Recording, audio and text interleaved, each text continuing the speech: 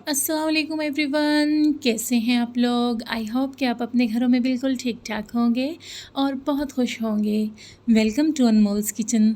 आज हमारे किचन में बड़ी ही मज़ेदार, बड़ी ही स्वीट और इंस्टेंट बर्फ़ी बन रही है, जो सिर्फ 2 इंग्रेडिएंट्स से हमने तैयार करनी है और ना चूल्हा जलाना है, ना गर्मी लगेगी। बस फटाफट से ये बना लें और खा लें। बहुत ही मज़ेदार बनती है, बहुत ही आसानी से बनती है और ये गर्मियों के लिहाज से तो बहुत बेहतरीन है। चूल्हे के आगे खड़ा होना कोई मजाक नहीं होता, बहुत गर्मी लगती है। तो हमने ये इंस्टेंट सी बर्फ़ी तैयार की है, जिसमें ना तो आप चूल्हे के पास जाएंगे और ना ही आपको घंटों जो है दूध को काढ़ना पड़ेगा। तो बहुत ही मज़ेदार सी बर्फ़ी है ये।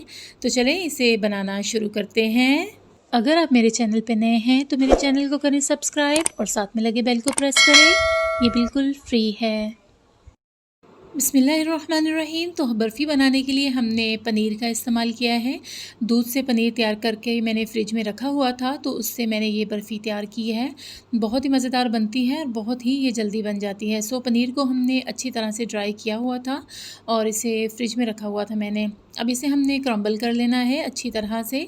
जब अच्छी तरह से ये क्रम्बल हो जाएगा तो हाथ की ये साइड जो होती है, इससे हमने इसे मसलते हुए स्मूथ कर लेना है। क्योंकि ये अभी थोड़ा सा भुरभुरा सा है, क्रम्बल किया हुआ है, तो इसे हमने इस तरह मसल के स्मूथ कर लेना है जब तक कि इसकी कंसिस्टेंसी जो है बिल्कुल वो स्मूथ सी ना हो जाए और मलाई की तरह ना हो जाए।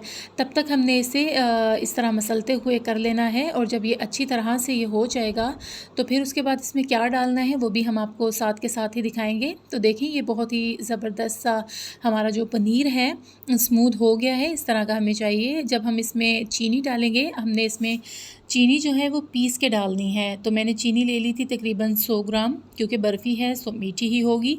तो 100 ग्राम चीनी लेके मैंने अच्छी तरह से ग्राइंड कर ली थी और उसे मैंने स्ट्रेन कर लिया था, सिफ्ट कर लिया था, जिससे ताकि ये बिल्कुल अच्छी सी और फाइन सी हो जाए। अब जब हमने पनीर को और चीनी को मसलना है, उसी तरह से हमने हाथ की मदद से इसे मसलते जाना है। तो इसमें थोड़ा सा वो लिक्विडीपन सा आ जाएगा ना, थोड़ी सी हो जाएगी स्टिकी सी।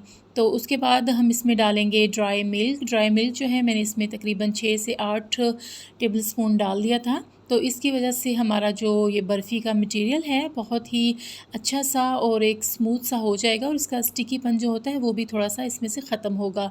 सो दूध को भी अच्छी तरह से हमने पनीर में और चीनी में मिक्स कर लेना है और इसकी एक डो सी तैयार कर लेनी है। देखिए मैंने पहले 4 टेबलस्पून दूध के डाले थे और उसके बाद फिर मैंने 2 टेबलस्पून डाल दिए थे, क्योंकि मुझे लग रहा था कि थोड़ा सा इसे और डालना चाहिए, तो फिर ये हमारी ये जो बर्फ़ी का मटेरियल है बहुत अच्छा सा हो जाएगा।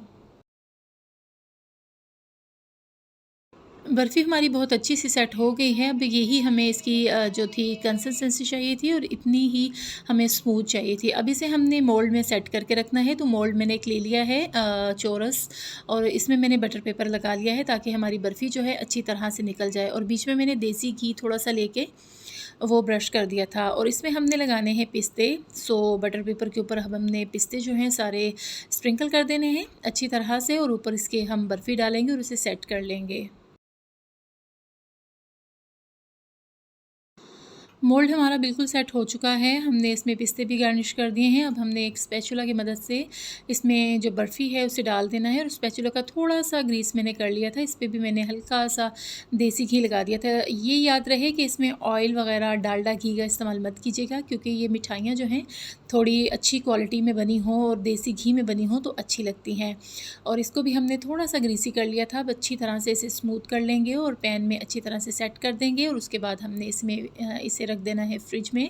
तकरीबन 1 से 2 घंटे के लिए रख देंगे ताकि ये अच्छी तरह से ठंडी हो जाए और सेट हो जाए। उसके बाद हम इसे डीमोल्ड करेंगे और दिखाएंगे आपको इसका फ़ाइनल लुक कि ये कैसी लग रही है। सो बर्फ़ी को हमने 2 घंटे के लिए फ्रिज में रख दिया था और ये बहुत अच्छी सी सेट हो गई है। अब इसे हमने निकाल लेना है। बहुत ही आसानी से ये डिमोल्ड हो जाती है, क्योंकि हमने बटर पेपर लगाया हुआ है। तो इसे अच्छी तरह से हमने इसी तरह उठा के रख लेना है और इसे रखेंगे कटिंग बोर्ड पे या कोई भी आपके पास बोर्ड हो उस पर रख लें। और बड़ी ही आसानी से इसका बटर पेपर जो है उतर जाता है, क्योंकि हमने इस पर घी जो है वो ग्रीस किया हुआ था, तो ये बड़ी ही आसानी से उतर जाएगा। بہت ہی خوبصورت اور بہت ہی ٹیسٹی ہماری انسٹنٹ برفی ہو گئی ہے ریڈی۔ آپ اس میں الائچی پاؤڈر کا بھی استعمال کر سکتے ہیں، بٹ میں نے نہیں کیا کیونکہ بچے پسند نہیں کرتے، تو میں نے الائچی پاؤڈر بھی نہیں ڈالا۔ ہماری مزیدار سی برفی ہو گئی ہے ریڈی۔ اب اس کی کٹنگ کر لیں گے اور اسے کریں گے سرو، اسے رکھیں گے پلیٹ میں۔